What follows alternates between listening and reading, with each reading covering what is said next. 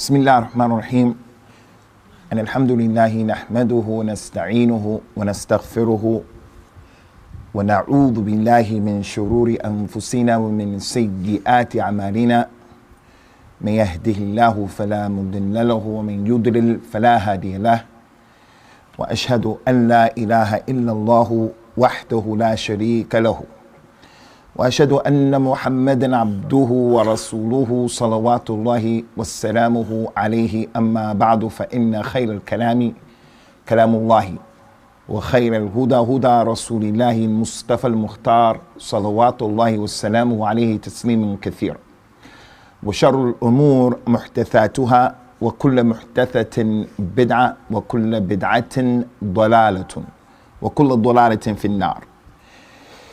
Inshallah ta'ala, this first class is going to be in the order of 3 other lectures that are going to be presented here in this masjid, the masjid of Ahlul Hadith. And we ask Allah Azza wa Jal to make us of those people who are Ahlul Hadith haqqa. And it's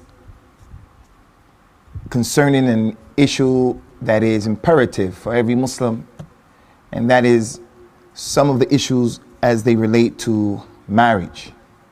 Today, inshallah, we're going to talk about why is it that a Muslim should try to get married.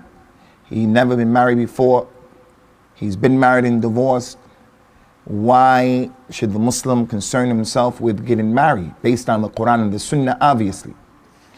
Next week, inshallah, there'll be another lecture given by another lecturer, and it will be dealing with the problem of forced marriages.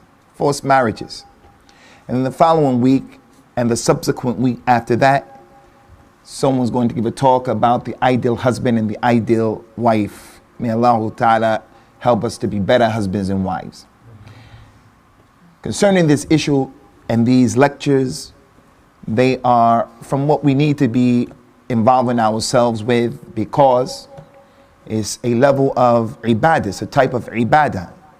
To come to the masjid or other than the masjid to try to get some knowledge about different aspects of how to worship Allah. And nikah, marriage, is an ibadah from the ibadat of al-Islam. And it's from the awjab al-ibadat, that you get knowledge concerning it. It's from those ibadat that we need to know what we're doing, how to go about it, what to expect, and so forth, so on.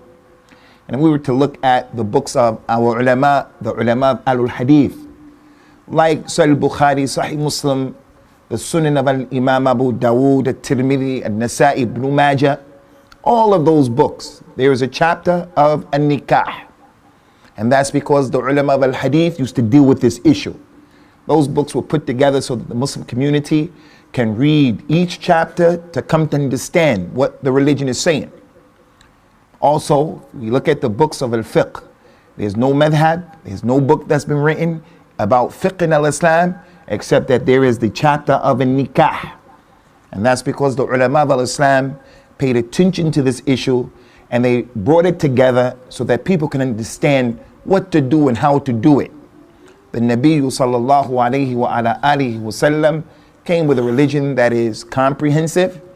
And this aspect of the deen of Allah Azza wa Jalla, nikah, is from the most important issues. So with that in mind, we take this opportunity to start the first class in this blessed month of Dhul Hijjah. Those of you who performed Hajj this year and you're back, we ask Allah to accept it from you. Taqabbal Allahu minna wa minkum. And those of you who your families didn't come back, may Allah Azza wa Jalla make it easy for them and bring them back from the journey, inshallah, safely. But we should still remember this is the blessed month of Dhul Hijjah, and it's a sacred month. And Allah Ta'ala mentioned about the sacred months, فَلَا تَظْلِمُوا فِيهِنَّ أَنفُسَكُمْ. Don't oppress yourselves, especially in the sacred months. Concerning the issue of a nikah and why we get married, someone may say that's a fundamental and a basic question. Why are we asking that question anyway? And the answer to that is, some of our youngsters, some Muslims, being affected and impacted by the society in which we're living in. Some of them of the opinion, some people of the opinion, I don't want to get married. I don't want to get married. What's the benefit of being married when I can do certain things outside of the marriage and just don't have the responsibility of being married at all? For the non-Muslim, that's how he thinks. But in terms of al-Islam, the Muslim knows that getting married is one of the integral parts of his religion. So from the most important reasons why we get married is that if you're not married, if you were married and you're not married right now, or you never were married before, you're sitting there, if you're not married, you're not a complete person. No matter how religious you are, no matter how knowledgeable you are naqis, you are incomplete. The Nabi sallallahu alayhi wasallam said in an authentic hadith, "Man tazawwaja faqad istakmala nisfa dinuhu, falyattaqillah fi shatr al-akhir." Anyone who gets married, he has completed half of his religion. So let him fear Allah in the other half. So the man and the woman who are not married, then they're not complete. If you look at the Quran, Allah Ta'ala has informed us in the Quran that He created everything in pairs. Everything has a husband and the wife. As He Tabarak wa Ta'ala mentioned in the Quran, وَمِن كُلِّ شَيْءٍ خَلَقْنَا زَوْجَيْنِ لَعَلَّكُمْ تَذَكَّرُونَ. Everything we created it in pairs. When He told Nuh, the first Rasul, salawatullahi wassalamu alayhi, when He ordered him to get on the ark and to travel on the ark, He told Nuh to take with him 2 of every species, the male and the female from every single species of the animals, so that when the ship finally landed in the place where it was going to land, each of those 2 animals will be able to reproduce bi-idhnillah azza wa jal. So the one who is not married is incomplete. And that's because, Khwani, if a person is married, he becomes someone who understands, for an example, the importance of following directions and obeying orders. That's just an example. The married person, he understands that. A man, he has a wife and he has children. So he tells his wife, I want you to do this and I want you to do that. And he tells his children, I expect from you to do this, I expect from you to do that. So he knows the importance of being listened to and obeyed. Now when he comes to the masjid, when he goes to his job, since he knows the importance of listening and following directions, he's able to do that with others. The one who's not married, he may not be clicked on like that. In the book that Shaykh al-Islam Ibn Taymiyyah wrote, it's called Minhaj al-Sunnah. It's a book in which he refuted the Rawafida, the Shiite of Iran and Iraq and of Syria and other than that. There was a man who came and he wanted to show Ali ibn Abi Talib that he's not qualified. Ali wasn't qualified or competent to be the Khalifa. So he said to Ali ibn Abi Talib in this narration, why is it, Ali ibn Abi Talib, you're the Khalifa, why is it that when Umar was the Khalifa, he didn't have the problems that you had? When Abu Bakr was the Khalifa, he didn't have the problems that you're having right now. Umar didn't have the problems. Uthman didn't have the problems. Why is that? As if to suggest the problem is with Ali. Why are the Muslims fighting? We have all this fitna with you. It's an indication you have the problem. The problem is with you. Ali ibn Abi Talib said the reason why Abu Bakr, Umar and Uthman didn't have problems is because they were the khulafa, they were khalifas over people like me.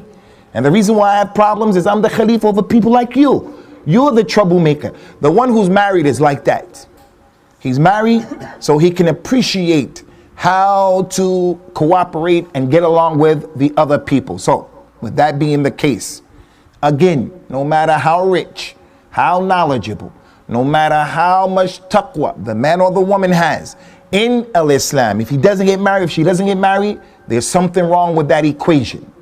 There's something wrong. And for that reason, some of the ulama, especially the ulama of the Ahnaf, they were of the opinion that it is wajib to get married, and the one who doesn't get married is actually sinning. So at the top of the list from the reasons why we get married is to complete our religion, to complete the religion. Those of you who are not married, you don't know many of the rules and regulations concerning women because you don't have to deal with that. The husband, the father, He knows that there are ahkam in Ramadan, ahkam connected to salah, because he has a wife. The one who was married, not married, he has no idea about those types of issues. So that's from the asbab and from the reasons. Number two, from the reasons, is clearly that it's something that is what Allah Ta'ala has commanded in the Quran, in a number of ayat of the Quran, and the Prophet as well, sallallahu alayhi wa ala alihi wa sallam. And because of this ayat, فَانْكِحُوا مَا طَابَ لَكُم مِّنَ النِّسَاءِ مَثْنَى وَثُلَاثَ وَرُبَاعَ. Allah commanded, He said, you men marry from those women who you are pleased with. Marry 2, or marry 3, or marry 4. Now obviously, if you can marry 2, you can marry 1. So in the fiqh of Islam, in usul fiqh, when there is a command from Allah or His Messenger sallallahu alaihi wasallam, then that thing is considered to be wajib, unless something comes along to show that it's not wajib. For this reason, many of the ulama said again that getting married is a command from Allah Azza wa Jal, and therefore it's wajib for the one who has the ability to do so. It's not befitting for the believing man and the believing woman, if Allah or His Messenger commands something, for them to come and say, no, I have another idea. This is not something I can do. I don't want to lose this point, so I'm going to mention it as an off issue. Some of the scholars did say it's wajib to get married, but some of the ulama said it's not wajib. And that's because of the presence of some other hadith and incidents. One of the fathers of the companions was compelling his daughter to marry her cousin. She went to the Nabi sallallahu alayhi wa ala alihi wa sallam, and she said, Ya Rasulullah, my father wants me to get married, but wallahi, I'm not going to get married to anybody until you tell me and inform me what is the haqq that the husband has over the wife. If I get married, what is the haqq that my husband has over me? He told us sallallahu alayhi wa sallam, the haqq that he has over you is that if you had a sore in your nose and it was abscess with pus and blood, and you were to lick it clean and swallow it, you wouldn't have given him his haqq. When she heard that, she said, wallahi, I'm not going to get married. That hadith doesn't mean that you go home and you say to your wife, here I have a sore and I want you to lick it clean and give me my haqq. It's not that. The hadith is giving her an image of something that's serious, and that's from the eloquence of the Nabi sallallahu alaihi wasallam. He could have said to her, he has many rights over her, but he told her an example that when she looks at it, she knows it's serious. Like when he told the community, the Arabs of that time, listen to the leader and obey the leader, even if he is a black slave from Ethiopia with a head like a raisin. The slave can never be the leader over the Muslims. It's impossible, not permissible in the deen. He's a slave, he can't be a leader. So the Nabi didn't really mean a slave being over the people. He gave that illustration to show the people. The man is black, his hair is like the hair of black people, like a raisin head, and he's a slave to show the people this is something that you detest as Arabs. A black person to be over you? That's the eloquence of the Nabi sallallahu alaihi wasallam in his expressions. So the point here is, some of those ulama of Islam, they said, because the girl said, wallahi, I'm not going to get married, if it was wajib for her to get married, the Messenger of Allah sallallahu alaihi wasallam would have said to her, don't say that, because you have to get married. From the benefits of getting married as well, obviously, it's the sunnah of Rasulillahi sallallahu alaihi wasallam and the sunnah of the prophets and the messengers before him. As we mentioned, the hadith said anyone who's not married is not a complete person. The prophets and the messengers, they're the most complete people. Salawatullahi wassalamu alayhim. That's why they didn't come and you found one of their eyes missing. They didn't come and you found his nose cut off. They didn't come and they were limping. They were the strongest people and they were the best people in their lineage. So that when they came, the people would see a perfect specimen of a human being. And the person wouldn't say, I reject what you have to say because you look like this or because your lineage is like that. Rasulullah sallallahu alaihi wasallam is the most perfect human being from Adam's children, but he's not completely perfect. The only perfect one is Allah. Al-Kamal is to Allah. But as human beings, The prophets and the messengers, salawatullahi wa salamuhu alayhim ajma'een, are the most complete. So marriage is from their sunnah. Every prophet, every nabi got married. The only one who didn't get married was Isa ibn Maryam, salawatullahi wa salamuhu alayhi. And when he comes back, he's going to break the cross. He's going to kill the swine. He's going to put down the jizya. Jizya won't be accepted at that day. And he's going to get married. Salawatullahi wa salamuhu alayhi. The Nabi said about marriage and his sunnah. Sallallahu alayhi wa sallam. Inni atazawwaju nisa. فَمَنْ رَغِبَ عَنْ سُنَّتِي فَلَيْسَ مِنِّي. Verily, I get married to women. It is from my sunnah. And if anyone abandons that sunnah, then he is not from me. The Prophet freed himself from the one who refuses to get married because he wants to get close to Allah. For an example, the question that's natural that will present itself is, how is it and why is it that we had a number of great scholars of the past who didn't get married? And they are a lot, not just a few, they're quite a number. And they're heavyweights, very heavy in the scale. From the ulama of the Salaf was the man Abdullah ibn Abi Najah, was from the people who gave the tafsir of the Quran. Tremendous scholar, never got married. Al-Imam al-Zamakhshari, although he's from Ahlul Kalam, nonetheless he's a scholar in the language and he's the scholar in al-Islam, but we are not pleased with his way of Aqidah. Nonetheless, he's a big scholar. You don't find ulama today like him. From them, the great scholar who was the owner of a madhab, and his madhab was just as prominent and dominant and beneficial as the four madhab, but for different reasons it went away. Al-Imam Muhammad ibn Jarir al-Tabari. He was a muhaddith and he was one of the greatest scholars in Islam, and his book of tafsir is the single best book in tafsir. Does anybody know why his book of tafsir is the best one? Anybody know why? Wasn't the first one. His book is the best tafsir because he gives the tafsir every ayat with a chain of narration. So-and-so told me that so-and-so told him that so-and-so told him that Abu Hurairah said this, that the Nabi said that. Now we're in a position to go back and to check every narration to say that's authentic and that's authentic and that's not authentic and so forth and so on. And the way he did his tafsir, he surpassed everyone and no one caught up to him after that. Never got married. Al-Imam Bishr ibn al-Harith al-Hafi, from the ulama of al-Hadith, from the latter scholars who many of you know, Al-Imam al-Nawawi, 40 hadith of al-Nawawi, never got married. Suyuti never got married. And as we mentioned recently in these parts, Shaykh al-Islam Ibn Taymiyyah, rahimahumullahu ta'ala wa radiyallahu anhum ajma'een, none of those imams got married and other than them. So the question is, why, how, and what do we do about it? We know for some of those scholars who I just mentioned, they were extremely busy. Like Ibn Taymiyyah used to make jihad a lot. Ibn Taymiyyah used to be in prison a lot. Ibn Taymiyyah never found the opportunity to get married. Never found the opportunity.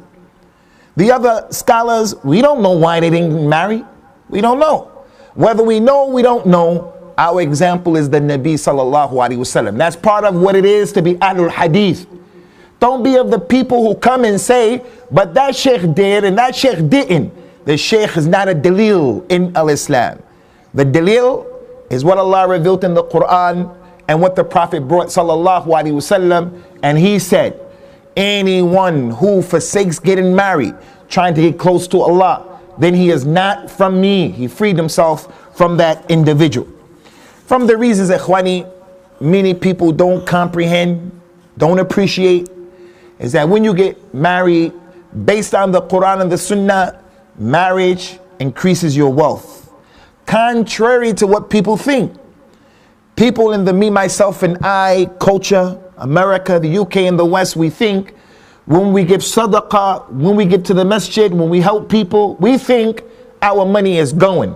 The Prophet swore by Allah, wallahi, ma naqasa malun qat min sadaqatin. No money was ever depleted, decreased because of sadaqah. Never happened. Sadaqah, it blesses your money, and that's why it's called zakat. Zakat means to pure and to clear, to clarify, to purify. So the marriage, Allah Ta'ala mentioned in the Quran, وَأَنْكِحُوا الْأَيَامَ مِنْكُمْ وَالصَّالِحِينَ مِنْ عِبَادِكُمْ وَإِمَائِكُمْ إن يكونوا فقراء يغنيهم الله من فضله والله واسع عليم. That ayat is in Surah An-Nur, ayat number 32. Allah said to the men and to the women, marry those people who are fit and competent to be married. Don't marry someone majnoon. Don't marry someone who's a non-Muslim. Marry the people who are fit to be married. And marry the righteous ones from your slave boys and your slave girls. If they happen to be poor, Allah will increase them in the sustenance. And Allah is wasi' and He is alim. A man came and said, Ya Rasulullah, I don't have any money, but I have an opportunity to get married. Should I get married? He said, yes. He went and got married. Another opportunity came. Second, Ya Rasulullah, I got married. I don't have the money to get married again. Should I get married? This opportunity. He said, yes. The man got married again until he married 4 wives. But the man was able to take care of those 4 wives. So we don't want anyone again, just like licking the nose and the sore. We don't want someone to go out and he's unemployed and he says, you remember that hadith, I'm gonna get married to 4 wives and I only make 100 pounds per month. That hadith doesn't mean that. That particular man, Allah subhanahu wa ta'ala blessed him with wealth, and it goes to show again that marriage, Allah Ta'ala's Prophet told the people sallallahu alaihi wasallam, thalathatun haqqun ala Allah. There are 3 people that it is haqq on Allah to help them out. 3 people. Al-mujahid fi sabilillah. Well known, mashhur, ma'ruf. The mujahid, Allah will help him. Al-mukatib alladhi yuridu al-ada. The slave who agreed with his master to buy his freedom. It's called the mukatib. You see some benefit in the slave? It's wajib. This is one of the ways that people were helped to get out of slavery. One of the many ways. The sayyid, the master, has to give him an opportunity if he has some benefit in him. If you plant for me 500 trees and then you bring the produce, you're free. Allah will help that individual. And then the third one that he mentioned, sallallahu alaihi wasallam, is the one an-nakih, yuridul afaf. The one who gets married in order to safeguard himself and to protect himself. So if that's the need of the individual, not to fall into zina, the need of the individual, the young man wants to get married but things are not coming together for him, don't give up hope. From the reasons and the blessings of marriage is that Allah Azza wa Jal increases the rizq. And that's why He told people who are married, لا تقتلوا أولادكم خشية إملاق نحن نرزقكم وإياهم. Don't kill your children out of fear of poverty, because we provide for you and for your children. You get married, people say, I don't want to have any children because I don't have money. Or if they have a child, they want to contemplate getting rid of the child. From the benefit of marriage is that Allah Ta'ala ar-Razaq dhul-Quwwatil Mateen, He is the one who will provide for the slaves. So that's from the issues that the scholars of Islam wrote quite extensively concerning it. From the benefits, ikhwani, and the reasons of getting married is that as Muslims, this is something that is extremely important. We should comprehend it. That is, marriage is from the ibadat in al-Islam that make us different from non-Muslims. The way we get married, the way we are in the marriage, the institution itself. It's different from other ways. It's different in that. Before al-Islam, al-Kitab, they used to have a thing where their monks used to make marriage haram upon themselves and haram upon the people who wanted to be righteous. So Allah mentioned about this issue in the Quran. Rahbaniyatan ibtad'uha ma katabnaha alayhim. They came with this aesthetic state, this celibacy. We didn't legislate that upon them. The Ahlul Kitab, the nun, she stays unmarried and she says, I'm going to stay in the monastery. I'm going to be married to Jesus. I'm going to be married to God. In the religion of Islam, marriage is one of the many ways to be against non-Muslims. And what I mean to be against them is to have al-wala wal-bara. Those Ahlul Kitab during the time of the Nabi sallallahu alaihi wasallam, at every opportunity, at every turn, whenever he had a chance, he would do things differently from them. Everything that he saw them doing, he would do things different from them. Celebrations and other than that. He came to Al-Medina. The people were celebrating and they used to have fun and games. He asked the people, why are they celebrating today? And as I mentioned to you many times, anytime Rasulullah sallallahu alaihi wasallam asked the question, why this, why that, whose camel, what's your name, who put that rope in the masjid, it's a proof he's not Hazir Nazir, and it's a proof he doesn't know the ilm al-ghayb. He knows the ilm al-ghayb that Allah Azza wa Jal allowed him to know certain aspects of it. He's not Hazir Nazir everywhere all the time. He was able to be certain places at the same time by the mu'jiza of Allah at particular times, not forever, not always.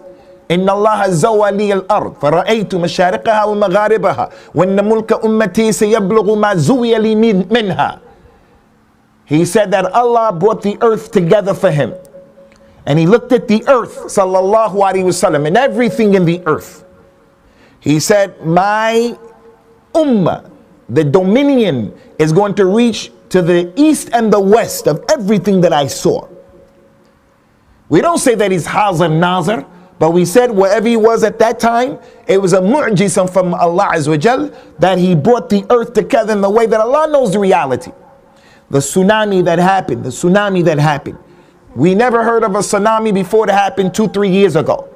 If there was a tsunami in the earth at that time, the Nabi sallallahu alayhi wa ala alihi wasallam knew what a tsunami was and the effect and the impact of the tsunami on the ocean and on the land, sallallahu alaihi wasallam. But we understand that hadith in its context.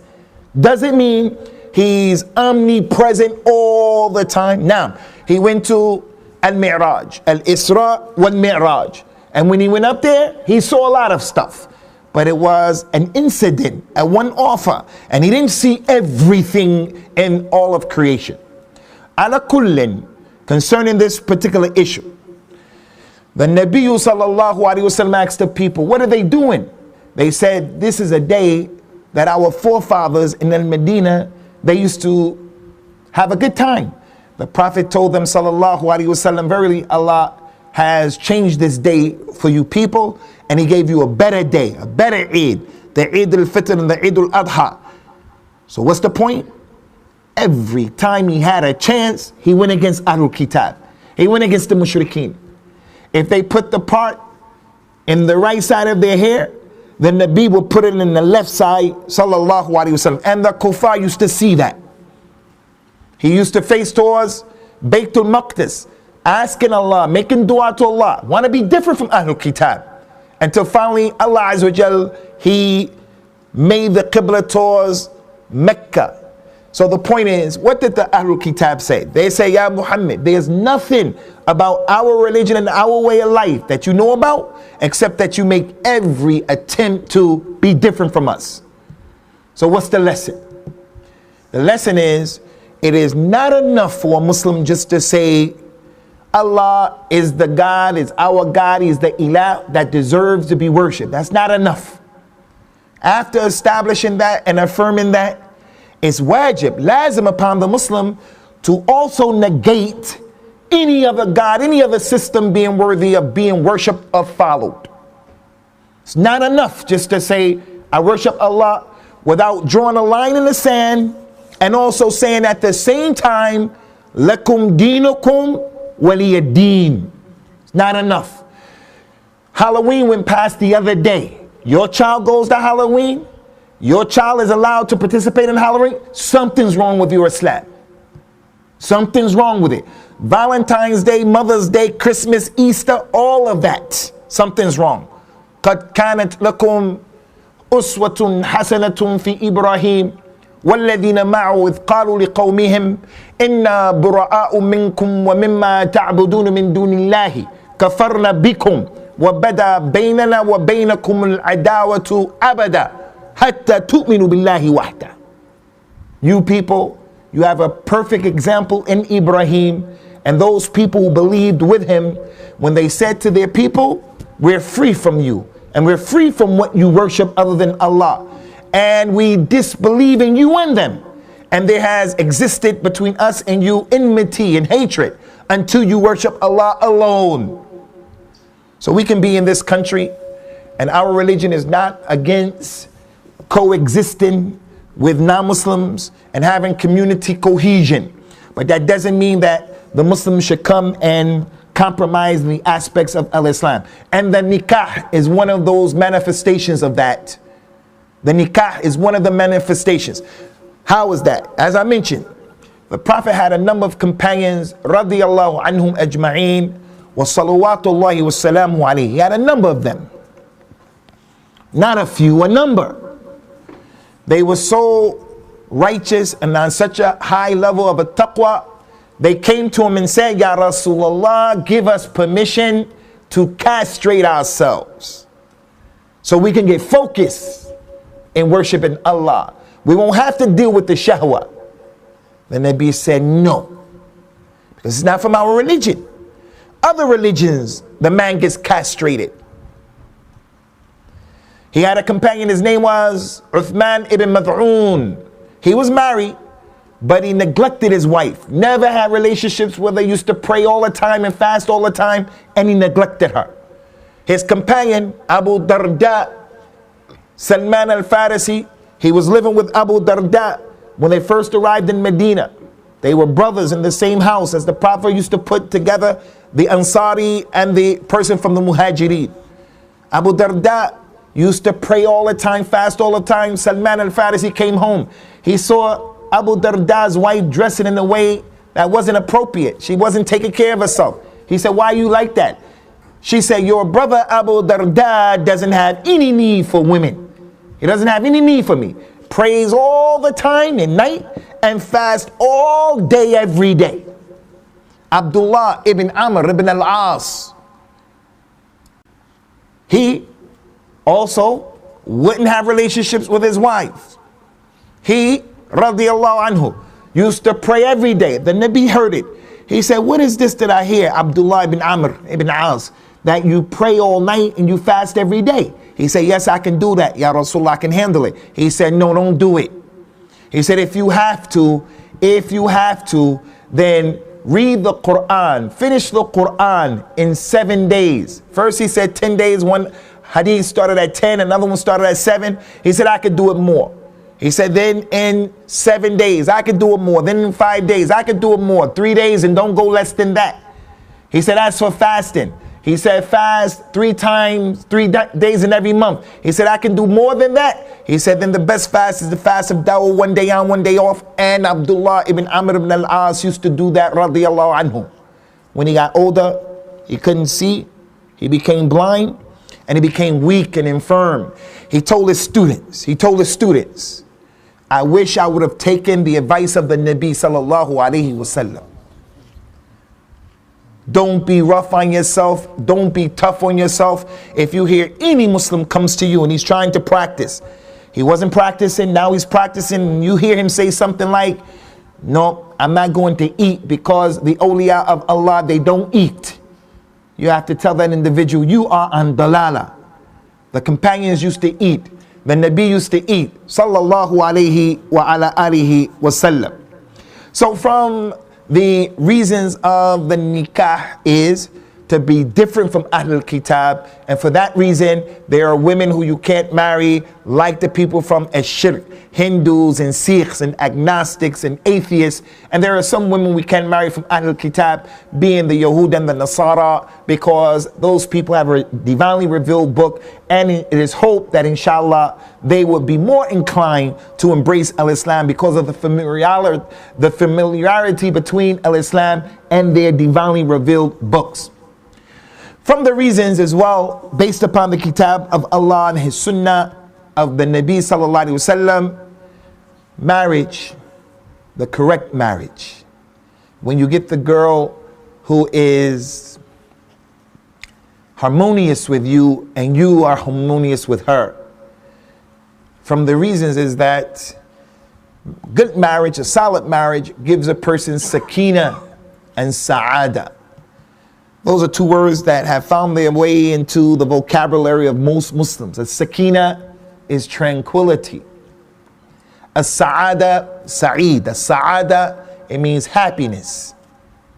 The man who gets a good wife is on top of the world, even if he doesn't have a lot of money, because she is not high maintenance.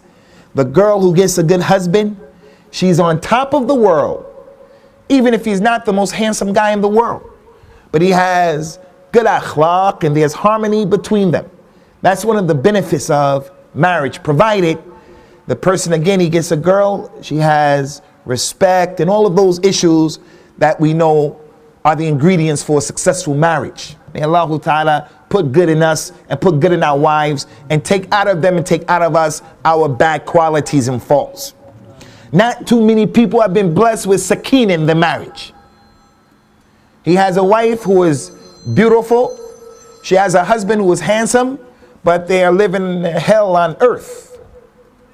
Hell on earth. Allah mentioned in Surah Ar-Rum, وَمِنْ آيَاتِهِ أَنْ خَلَقَ لَكُم مِّنْ أَنفُسِكُمْ أَزْوَاجًا لِتَسْكُنُوا إِلَيْهَا وَجَعَلَ بَيْنَكُم مَّوَدَّةً وَرَحْمَةً إِنَّ فِي ذَلِكَ لَآيَاتٍ لِقَوْمٍ يَتَفَكَّرُونَ. From the ayat of Allah for you people is that He created for you, from yourselves, He created people like you, your wives, so that you can have sakina with them. لِتَسْكُنُوا إِلَيْهَا.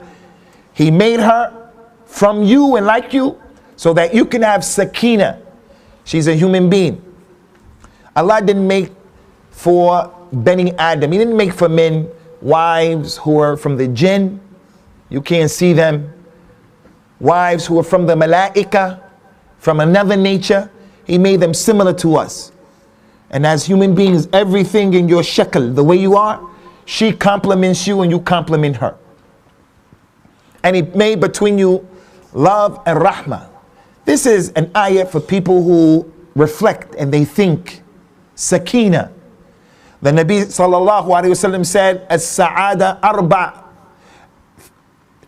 arba'un fiha as-sa'ada. There are four things that will guarantee you happiness. The very first thing he mentioned, al-mar'atu salihah. First thing he mentioned. You have a good wife, you're the king of the dunya, even if you don't have a lot of money. And anyone who had a good wife, he can attest to that.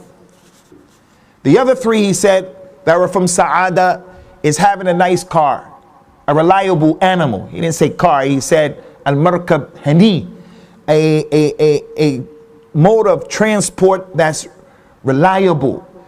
It could be a new car.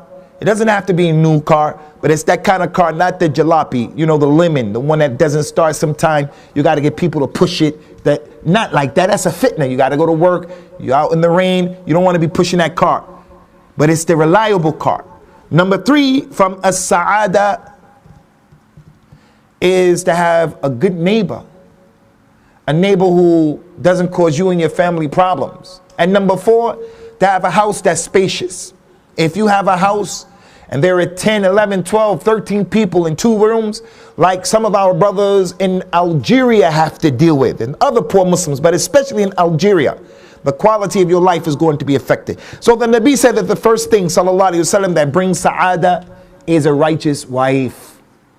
From the benefits and the reasons of getting married is if a person wants sakin and sa'ada, then get married. But don't just get married to any person, to a good wife. He says, sallallahu alaihi wasallam, ad-dunya mata' wa khayrul muta' ad-dunya al-mar'atu salihah. This dunya that we live in, it's just a bunch of provisions, things that you own. The clothes that you own, your glasses, your shoes, the many shoes, your car, the money that you have. It's just things that you own. This dunya, it consists of things that you own. He said the best thing to own in this dunya is a righteous wife. Is a righteous wife. So take your time, Abdullah, take your time before getting married, and just don't marry anybody.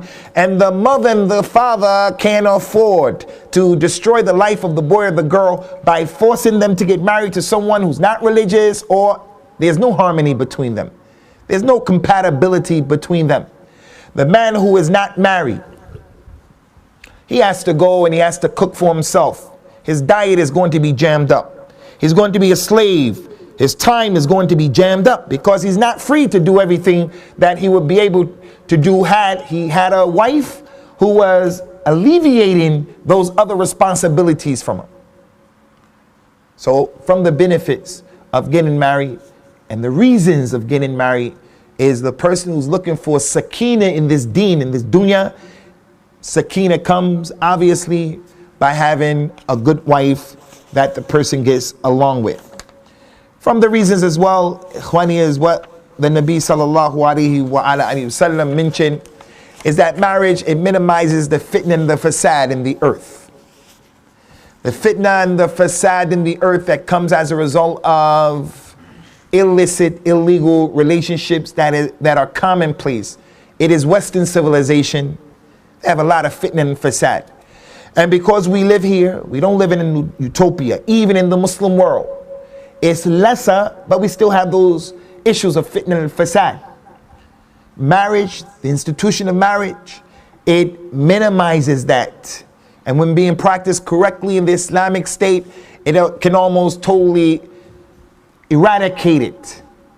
The Nabi, he told the people, sallallahu alaihi wasallam, إِذَا أَتَاكُمْ مَنْ تَرْدُونَ خُلُقُهُ وَدِينَهُ فَزَوِّجُوهُ وَإِن لَمْ تَفْعَلُوا تَكُنْ فِتْنَةً فِي الْأَرْضِ وَفَسَادٌ عَرِيدٌ. If someone comes to you and you have a daughter or a sister and you're her wali, he comes to you to get married and you are pleased with his akhlaq and you're pleased with his deen, then marry him. Don't delay. Don't say no. He clicks or ticks most of the boxes. She ticks most of the boxes. Not always all of the boxes can be ticked. You get close to the bullseye as possible. That's what the Nabi told us. Saddidu wa qaribu. Try to get as close to the bullseye as possible. You may not be able to do it exactly. He said, if you don't marry the person who comes to you with the good akhlaq and with the good deen that you're pleased with, there's going to be fitna in the earth and a lot of fasad. Fitna in the earth and a lot of fasad. They're going to be children of zina. They're going to be diseases, STIs, STDs. There are going to be all kinds of crimes that are going to go on and take place as we see on a daily basis because the institution of an-nikah, it wasn't practiced. So the Nabi sallallahu alayhi wa sallam brought us the remedy for some of these issues that people are struggling with. This issue of homosexuality, people not knowing which gender is the best gender for them and contemplating changing their gender. This is something that Muslims are dealing with. I don't think that Bradford is exempt, being a big city, but in Birmingham, Ahlul Hadith, we know some Shabab, they have that issue. The boy wants to be gay, and he believes that Allah created him like that. And we say that's not consistent with the book of Allah Azza wa Jal, nor is that consistent with the sunnah of the Nabi sallallahu alaihi wasallam. Allah created you as a male and Allah knew what he was doing. Don't come with that philosophy that these non-Muslims are putting forward. But again, Ahlul Hadith or not Ahlul Hadith, if we leave ourselves in this society without trying to learn our religion, without spending quality time and supervising those people under our authority, there are going to be some problems. The Nabi sallallahu alaihi wasallam in this regard told the youngsters, Ya ma'ashar al-shabab, man istata'a minkum al-ba'a falyatazawwaj فإنه أغض للبصر وأحسن للفرج ومن لم يستطع فعليه بالصوم فإنه له وجاء. You young men, Allah knows your nature. He knows the fitr that He created you upon. It's natural. He said, you young men, any of you have the ability to get married, then hurry up and get married. Even if you're 17 and 18, as they do in Mirpur and other places in the Muslim world, get married and you're 17, 18 years old. That's unthinkable here. I don't think I would marry my daughter at that age. I don't think so. And I don't think I want my son to get married at that age. But if you see that the boy or the girl, they have the ability, as this hadith said, and you found the right person, then you do it. If you see that the boy or the girl are going astray, before they go astray, you circumvent the problem by introducing this idea of marriage. Hey, you young men and women, the Nabi said, young men and women, those of you who have the ability to get married, then do so. Do so. For verily, marriage, it will cause your eyesight to go down. It will cause your eyesight to go down. And it will be a protection for your private part. And anyone who doesn't have the ability, then let him fast to take away the shahwa. By fasting, he said that the fast will be a shield for that desire that he has. The Nabi knew the nature of the people, sallallahu alaihi wasallam. It's not unnatural for the 17-year-old boy, 15, 16-year-old boy, and the girl to be preoccupied with the shahwa. The father, the mother, it's our responsibility. We are in this country. Back in our country, maybe you can be neglectful in these issues. And even back there, it's not wise. Right here is dangerous to be cultural and not to sit down and talk to your son, talk to your daughter. It's dangerous because they're going to learn that stuff in the movies. They're going to learn that stuff from the Hindus in Bollywood. They're going to learn that stuff from the streets and their friends. So the point here is marriage, it minimizes that type of fitna and that type of fasad, if not totally eliminating it. And that's the sunnah of the Nabi sallallahu alaihi wasallam. Allah described the men and the women. He said, "Antum libasun lahunna wa hunna libasun lakum." You men, you are a clothing for your wives, and your wives are a clothing for you. Everything that your clothes do for you, everything that your clothes do for you, your wife does the same thing. And everything that her clothes do for her, it does the same thing for you. Your clothes, they hide your aura. You hide your wife's aura and she hides yours. You don't have to go looking in other places because you have someone. Your clothes beautify you. Being married, they make you a balanced person. They make you a person who's calm. One thing for those who run masjids or organizations. We have an organization, a nasiha. For an example, if you have people who are not married calling the shots, you'll find that their ideas are always a problem. Not always 100%, but that's one of the issues that they bring to the table. Because unmarried people, they're not stable yet. The Khawarij, these people in Nigeria just recently, yesterday and today, there's a group over there, Khawarij, they're called Boko Haram. They were against everything Western, education and other than that. And they are some of the most ignorant people about the deen of Allah. Sincere, inshallah, sincere, but sincerity and ignorance is a cocktail for disaster. They killed 40 of them yesterday. 40 of them. They wrote in the article today about who they were. Out of those 40, 37 of them were not married. The married man is going to think, behind me are children that I'm responsible for. Behind me is a wife, bills, responsibilities. The young man, he's not like that. He doesn't have any responsibility. All he sees is Jannah and the Hur'in. And he destroys himself and he destroys other people and he makes Islam go backwards, and he's opened up the door for the enemies of al-Islam, the enemies, the people who are running that country, enemies of al-Islam, to take advantage of their misbehavior and causing all kinds of issues. So our wives are clothing for us, and we're clothing for them, in that going outside of the marital bond, the man, he doesn't have an excuse. Allah Ta'ala has blessed you with that particular issue. From the reasons of getting married, obviously, is procreation. Procreation. Having children. And that's clear. the Prophet ordered the people and he told the men, sallallahu alaihi wasallam, تزوجوا الودود الولود فإني مكاثر بكم الأمم يوم القيامة. You Muslim men, get married to the loving women, al-wadud, the women who have love for you. They have the capacity to love. Don't marry that lady who doesn't have rahmah and she doesn't have that love. You have to look at that family. Was she raised in a way in which the mother and the father were rough and tough, and now they developed a girl that has no rahmah?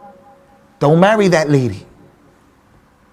Marry the woman who's loving, and the prolific ones, the ones that have children. And this is from the eloquence again, and the hikmah, the wisdom and the knowledge of the Nabi sallallahu alaihi wasallam. The scholars of Islam said the reason why he said marry the loving women first and the prolific ones is because if the girl is loving, if she loves you, she'd be more inclined to have your child. If she doesn't love you, she may go behind your back and prevent herself from having a child because she doesn't want to be tied to you like that.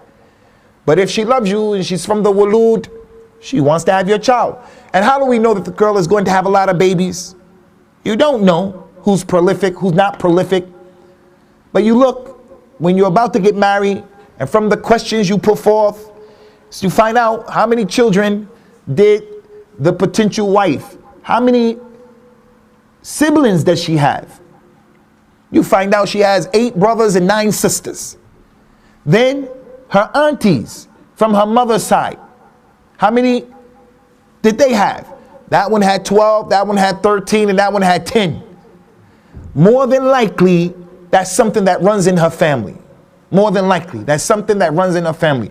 Not always, but that was how the Nabi sallallahu alaihi wasallam was given irshad and tawjihad to his companions. Allah Ta'ala mentioned in the Quran in Surah An-Nahl, ayah number 72, Wallahu ja'ala lakum min anfusikum azwaja wa ja'ala lakum min azwajikum banina wa hafada. Allah is the one who made for you from yourselves your wives, and he made for you from your wives children and grandchildren. You have children, and then your children have grandchildren through the institution of an-nikah. And that's how the Nabi sallallahu alaihi wasallam encouraged the ummah to come forward Yawm al-Qiyamah so that he can have the majority of the followers through marriage. He said, marry the loving, prolific women. I want to have the majority of the followers Yawm al-Qiyamah. So this hadith also helps us to understand a very important point, and that is coitus interruptus, birth control pills, condoms, akramakumullah. All of these things are against the spirit of al-Islam. They're not haram, but they're against the spirit of al-Islam. From the benefits of getting married is that when you have children and you're married, the one who is married, he gets more rewards than the one who's not married. The one who is not married, he should have more time to read the Quran, to make salat, to fast, and do all of these other things. Whereas the one who is married, he's going to get rewarded for things that we take for granted. The food he puts in his wife's mouth, the food that she cooks for him. Even when he expresses himself in his shahwa, giving his wife a kiss on the forehead. The married man in the month of Ramadan, he says, I want to practice the sunnah. He kisses his wife on the forehead and he comes to the masjid. The unmarried man, he doesn't have that opportunity. Who are you going to kiss? There are a lot of sunnah that are built in, sunnahs that are built in the institution of marriage, that the one who was married, he's in that arena, he's in that realm. The one who was not married is miskeen, We ask Allah Ta'ala to help the unmarried to get married. Allah help them to get married. Make it easy for them to get married. And we also ask Allah Azza wa Jal, because I mentioned earlier, and it's true, many people, if not most of them, are not in a marriage that we would say, this is the marriage I always dreamed about. This is the marriage that I always wanted. And that's why he told the people, sallallahu alayhi wasallam, la yafruqu mu'min mu'mina. It is not permissible, acceptable for the husband, the believing man, to hate his wife. If he sees in her a character trait that he doesn't like, let him look for something that he does like. So me and you, if we focused on the negative aspects of our wives, we'll never be successful, we'll never be happy. And if they focused on our negative aspects, they'll never be happy. We won't be able to sustain that type of marriage in a good way. So you see something in her that you don't like. My wife, she has a sharp tongue. She's quick to become angry. She doesn't listen to me the way I wish my wife would listen. I don't want a wife who's going to talk back to me. I want to tell her something, even if I'm not correct in the way that I'm saying, or whatever I'm asking is not correct. It's not the best thing. I don't want her challenging me and my authority in public or in private. That's something I'm dealing with. She's like that. For an example, I don't like it, but she's a doting mother. She's very clean. She's very respectful to my parents. She tolerated many things from me, so forth and so on. And she has to do the same thing. So the point here, ikhwati fillah, when it comes to this institution of a nikah in the deen of Allah Ta'ala, there are many, many reasons and many, many benefits of it and for it. And as I mentioned earlier, taking the time out to learn about these things, to talk about these things to our children, to our wives, to we remind ourselves and we remind them, is from the best ibadat in al-Islam, the best issues that we can deal with. For the next few minutes, inshallah, until 6 o'clock, bus 6 o'clock, we're going to, inshallah, do question and answers.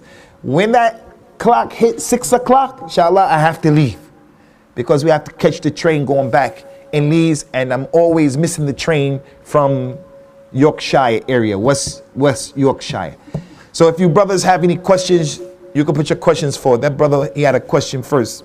Someone who memorized the Quran, he finished the Quran, our children, after doing so in the Asian culture, they throw a party for that child afterwards. Is that from the Sunnah? First of all, there are some proofs that some of the companions used to do some things like that. Great scholar of Islam, Abdullah ibn Sulaiman as-Sajistani. He's the son of Abu Dawood, the Muhaddith. His son is Abdullah.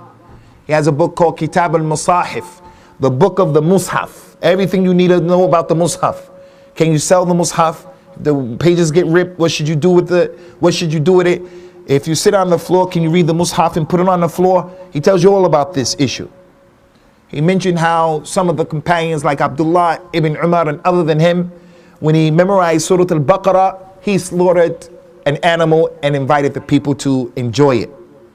And Imam al-Nawawi as well in his book Kitab al-Afkar, he mentioned in there that Anas ibn Malik used to do the same thing, gathered up his children after they memorized the Quran, and there was a sense of celebration. As for the culture of the people, Allah Ta'ala mentioned in the Quran, خُذُ الْعَفُ وَأْمُرْ بِالْعُرْفِ وَأَعْرَدَنَ الْجَاهِلِينَ. Pardon the people. Be easy when they make mistakes. Give them afwan, leave them. And command them with urf, the customs, the universal customs that no one can challenge. And turn away from the ignorant people. So the customs of the people, if they don't go against the deen, something that you can do. Doesn't go against the deen. So when there's a graduation, for an example, from the university, from the school, you're going to party, you're going to have a party to show your appreciation for the accomplishment of your child. Inshallah, there's nothing wrong with this, and Allah is a'la and a'lam.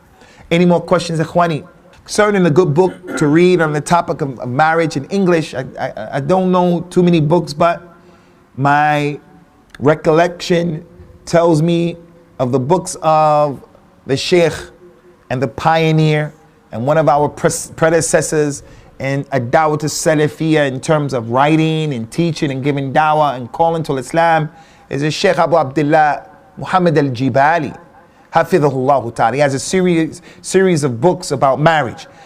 From what I know, that's from one of the best books in English, because it's a book that mentions dalil, proofs, Quran and Sunnah.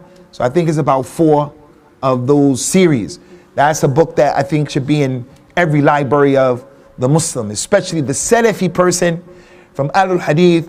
Those books are extremely beneficial, and may Allah Ta'ala put them in the mizan of the Shaykh Yawm al-Qiyamah. Only Allah knows how many people have benefited from those books. Any more questions, Ikhwani? Okay, then we appreciate your cooperation by not asking a lot of questions. So now as we leave in 5 minutes, don't you be that guy who at the door you have a question, at the car you have a question, because we have to get out of here. Subhanakallahumma wa bihamdika wa ashhadu an la ilaha illa anta astaghfiruka wa atubu ilayk. Wassalamu alaikum wa rahmatullahi wa barakatuh.